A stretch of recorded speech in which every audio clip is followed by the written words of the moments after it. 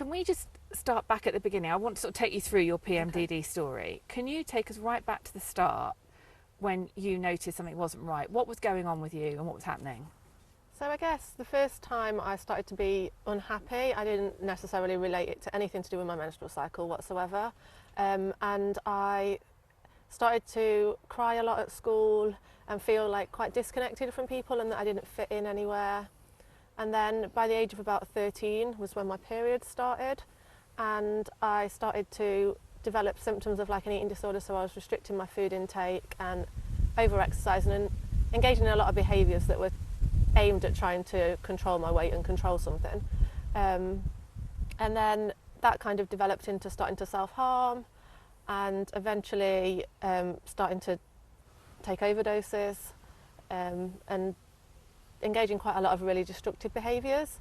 And I was under mental health services, had many diagnoses of mental health illnesses, depression, anxiety. My anxiety levels were really high, and I think that was probably some of why I turned to the behaviours that I did turn to help me cope. So you, at this stage, just in terms of age, you were at school. Yeah, you like were about 16. mid-teens. Yeah, okay. So a crucial kind of point in your development, or you've got all this to navigate your way through and manage. Yeah. So it must have been a really tough time. And you could you pinpoint what was driving it? No, it just felt like something wasn't right, but I didn't know what. And for me, because I'd had this onset of anxiety and depression and this immense sense of feeling out of control for a good proportion of each month, that was normal for me because it started when I started puberty, so I didn't know any different. So I didn't talk about it with other people because I thought everybody else was going through that. So I sought help eventually because a lot of people were worried about me, and I wasn't ready to engage in help, so I didn't really get any better. And then I navigated my way somehow through my GCSEs and A-levels and went off to university, and I thought that when I went to university life would get better because I would be away. I thought moving away would get rid of the problems, and it didn't. Things just escalated. So again I sought help and went under the eating disorders team, and I had a lot of support from them, and that was in that time was when I at university was when I took my first overdose. And then unfortunately taking overdoses became quite a regular part of my coping strategy, although it was obviously very maladaptive and very destructive, and essentially putting my life at risk every month. But the one thing that I was a lot of the time really clear about was that I didn't want to die. I just needed a break from what was going on, and I didn't know another way of getting a break. And then I graduated and got a job in healthcare, and I just was really struggling with everything. I was struggling a lot with anorexia at the time, and I had a couple of inpatient admissions to the local psychiatric hospital. And then I'd taken a career break because I just couldn't manage working and my health. And So you just stopped. You took the career break because it was all too much. Yeah. So what happened when you took the career? So what happened then? I had about 5 years off work, which was really difficult for my self-esteem and everything, because I just felt like I'd lost everything, because that was the one thing that I was really passionate about. And I became quite isolated because all my friends were going to work, they were going off and living their lives, having relationships, and my life just felt like it was kind of a bit of a standstill. It revolved around mental health services and hospitals. And this one day I was at crisis point, and we'd had discussions about the fact that it could be linked to my cycle before now, and my mum thought that it was quite a regular pattern, but I think I was so far in it that I just couldn't notice that myself. So me and my GP and my mum had these discussions that it could be to do with my menstrual cycle, and this one day I was really struggling, and my mum had been giving me sort of 24/7 care to keep me safe across the weekend. And we went to the GP on the Monday morning, and my mum was like, look, we need some help, we can't do this with the support we've got anymore, we need an enhanced set of support. And throughout that day I went off with my family because I didn't want to engage, I didn't want to talk to anybody, I didn't want to have to make eye contact with anybody. And we went to see my cousin in Sheffield, and because I felt safe because I was with family, but they understood what was going on. I didn't have to interact with them, I was just with them. And throughout the day, I came on my period, and all my family just saw me change throughout the day. And by the end of the day, I was like, I had a meal with them. And I'm not saying that like my anorexia went away, just like that, but it meant that I was able to, I felt safe and supported, and I was able to sort of engage with them a little bit more. And because I'd been so unwell the previous day, my GP said, I would like to see you again the next day. So I went on the Tuesday morning, and I was sitting talking to her, making eye contact. My anxiety was like so much less than it had been. And it was at that point she said, I'm really sure, I think I know what this is. And she said, I think you've got a condition called Premenstrual Dysphoric Disorder. And I was really sceptical. I'd been diagnosed with so many different things in the past and tried so many different medications that I was just like, yep, okay, whatever. I'll go along with it, whatever. And so she referred me she did some bloods to rule out anything else, and referred me to a gynecologist. And that was the point at which I got diagnosed. And it was not an easy route by any means from diagnosis to where I am now, but it was the start of the rest of my life. Right. Amazing. When you reflect now from that point backwards, I know it was when you were in it, of course it's just impossible, isn't it, to kind of unpick what's going on. But I mean, was there that, was your mum right in her kind of instinct when you look back? Was this a thing that was basically happening in some form every month? Was there if you've written a sort of diary like you would plotting the dates of your period, would you think you'd be able to see things happening at the same point in every cycle? Yeah, so I kept a reflective blog as a means of communication basically between myself and my health team, because I wasn't very good at communicating verbally, because I just couldn't express what was going on for me. So actually what we did was marry up my menstrual tracking and my blog to and it just synced up every single time. Every time I took an overdose, every time I sort of was in a crisis situation and engaged in very self-destructive behaviours like self-harming and things like that, it was always a couple of days and then I'd come on my period. And to look back was really amazing, really, because I just didn't think that my hormones could have that much of an impact on my mental health. And when you got the diagnosis, can you tell us what that diagnosis was, and medically what those doctors told you had been happening to you? So the diagnosis was a diagnosis of premenstrual dysphoric disorder, which is like a really severe form of PMS. So how they're not entirely sure about the biochemistry behind it, but what they think it is at the moment, researchers think it is an abnormal reaction to a normal change in hormone levels across the menstrual cycle. So as your estrogen and progesterone fluctuate, then your brain cells react oversensitively and cause this dysregulation of your emotions and feelings, a sense of being out of control, and there's a lot of physical and psychological symptoms that many people experience.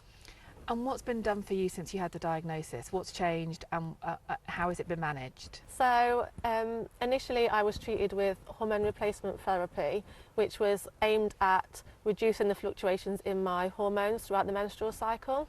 And that did give me some improvements, but the treatment I was on, I couldn't stay on long term because of the side effects. So then I had to introduce progesterone, and that's where things got a little bit complicated for me. So we actually found out that I was severely progesterone intolerant as well. So every time they introduced the progesterone, I became just so unwell, like psychologically and physically. So then they decided that after trying lots of different combinations of estrogen and progesterone, that I would go on a GnRH into a chemical menopause essentially. So this is a drug that basically dampens down your hormone cycle and down-regulates it so that you don't have a menstrual cycle at all. But then I had add back estrogen on top of that, and unfortunately again you can't just have add back estrogen on its own, you have to have the progesterone. So every time we tried the progesterone, again we tried it at lots of different doses and durations, and it just was every time I was just ending up in really distressed, very much in crisis, needing admissions to hospital and things, and it just wasn't working for me. And after a lot of discussion, it was decided that I would have a 3-month trial period of chemical menopause just with estrogen and without the progesterone. And it was honestly the best 3 months of my life. I just kept continuously saying to my mum and to my friends and family, like, is this real? Like, is this really how people feel? Like, this is not, I'm not like experiencing this strangely. Like, this is what the majority of people feel like. I've never felt like this in my life. Like, I just didn't know what that sense of calm felt like. And how old were you at this stage? 27.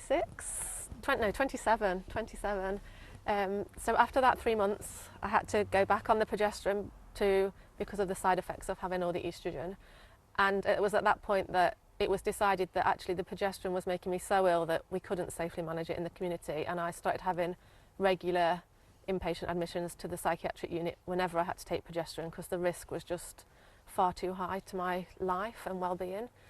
And it was at that stage as well that I decided that, yes, I really desperately wanted children and a family, but that I needed to give up my fertility to actually have any quality of life or have a life. So I opted for a total hysterectomy with bilateral sapling oophorectomy, which is a removal of your womb, cervix, fallopian tubes and ovaries. And that was when I was 29, and it's just completely turned my life around. Can you explain how? So it's been 14 months since my surgery now, and in that 14 months I've gone from being in sort of 24/7 supported care with like family and professionals to living in a house share again, really happy where I'm living, having a social life. I've managed to go back into employment, so I'm back working in the healthcare profession. I do a lot of sort of advocacy work for both PMDD and mental health services and eating disorders, because obviously that was a big part of my journey. I'm like looking into buying my own house and having a level of stability that I just didn't even know was possible in my life. Like, I've not self-harmed or taken an overdose since the surgery. I've been discharged from psychology. I only have like 6-month reviews with a psychiatrist and don't really have any mental health team input at all. And yet for the past probably 15 years of my life, that was what my life revolved around. So it's just been a massive, massive change. And I can drive again. I couldn't drive before because I was too unstable. So. That's amazing. And I mean, I know this is difficult, but I wonder how you feel about what it has done to your fertility in terms of what you see your future being. How difficult was it to sort of, you know, make that compromise with yourself? So I think it's something that's very individualised. I knew obviously how bad my PMDD made me feel and how dysregulated my emotions were and how unstable my entire life was. And I had to weigh up the pros and the cons of both long-term and short-term. It certainly wasn't a decision to be made lightly, and I did have a lot of discussions with like both mental health professionals and family and friends and gynecologists to see if it was the right decision for me and if there was anything else that we could do before that. But at the end of the day, I didn't want to be alive with the life that I had. I'd got to the point that if I couldn't get that surgery within a certain time frame, I just did not want to do life anymore. Like, I could tolerate it for so long, going through that cycle after cycle of putting my life at risk, but then after so long I couldn't do it anymore. And if I didn't have any hope, if there wasn't surgery at the end of the line, like, I just thought, well, I can't wait for a treatment drug to come out, it could be years. And I thought, I can't live like this. And so I had to make the decision essentially between my own life and my fertility.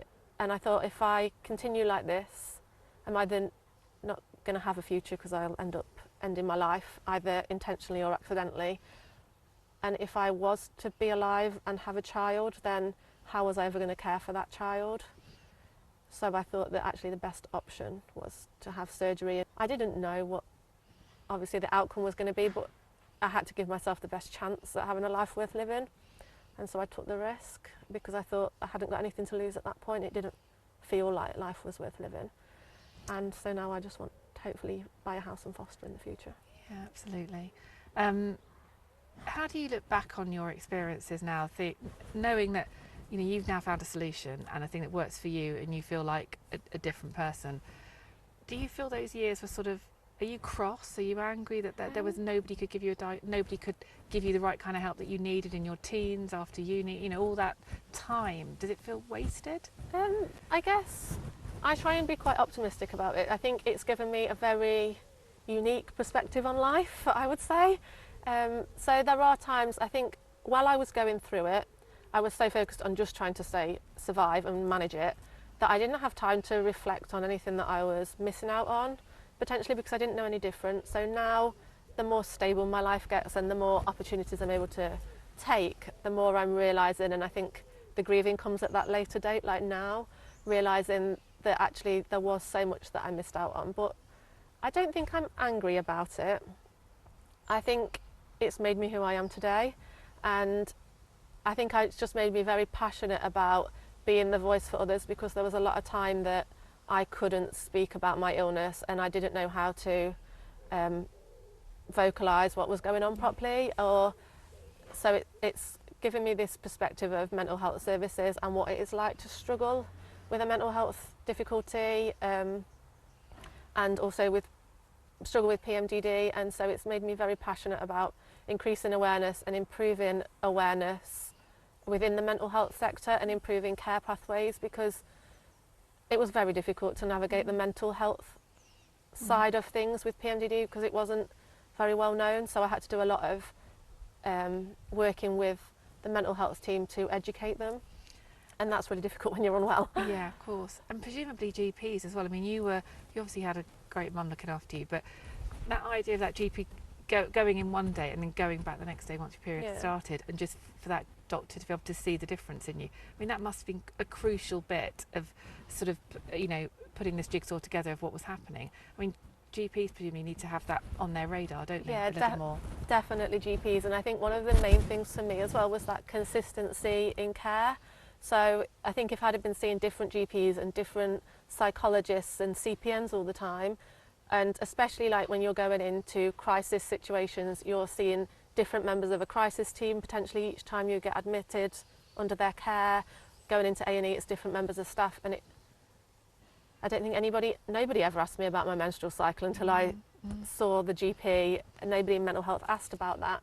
So I think for me, one of the things that I would like to see more is people asking when people are in mental health crisis, is this in any way linked to their menstrual cycle, and asking people to do like menstrual health tracking so that you can pick up any patterns, because not only I've got PMDD and pretty much all of my mental health distress has dissipated now, so obviously I still have natural wobbles, everybody has some ups and downs, but I don't have anything as extreme as it was. But some people can have something called premenstrual exacerbation disorder, so they will have an underlying mental health condition, and it will just make it so much worse when their hormones fluctuate.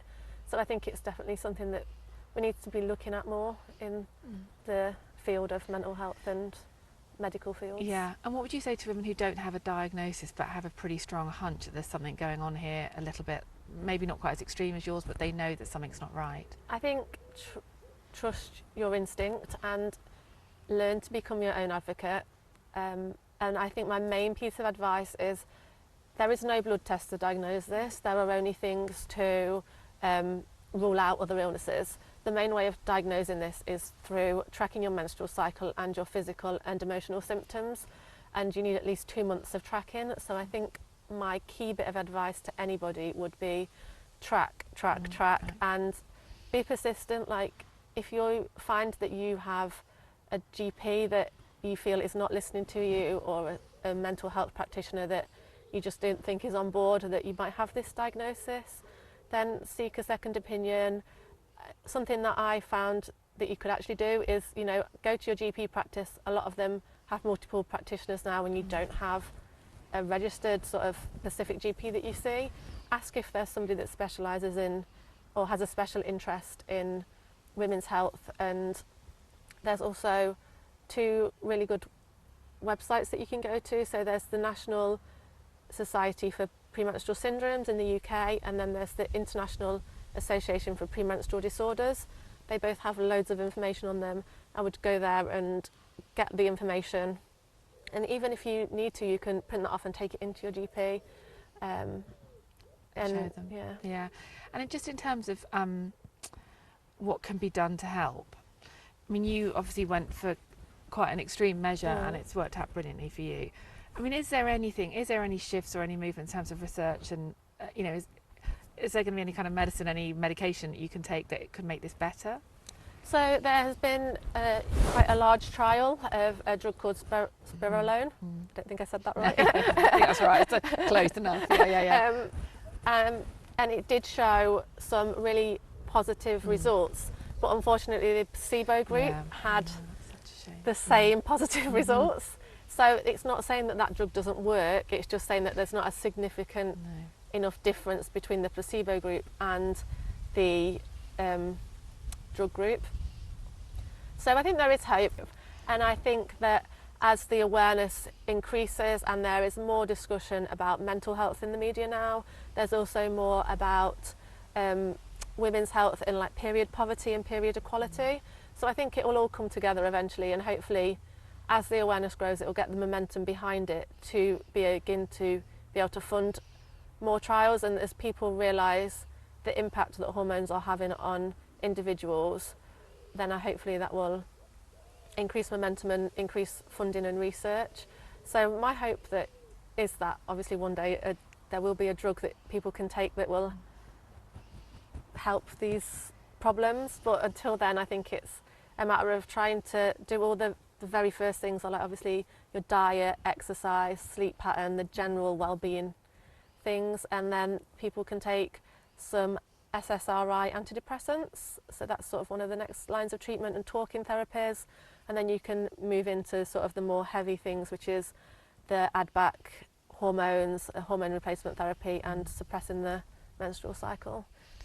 Can I just sort of, as we near the end, just try and get you to sort of sum up how your life has changed once you got the diagnosis and there was a treatment or there were options for you, what it was like before that, how it is now? If you could can you sum up just what a difference it's made?